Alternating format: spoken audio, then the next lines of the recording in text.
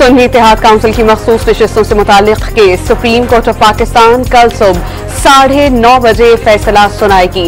Registrar supreme court ने cause list जारी कर दी।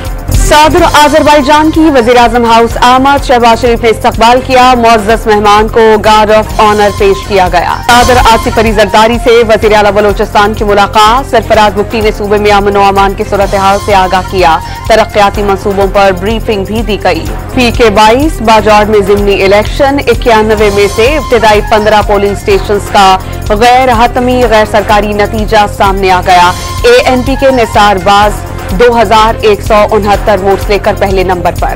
कोह सुलेमान पर मूसलाधार बारिशों के बाद डीजे खान के नदी नालों में सैलाबी सूरत हाल। नाला वडोर का सैलाबी पानी वसी शाहानी में दाखिल। मुतादिद मकानात डूब गए।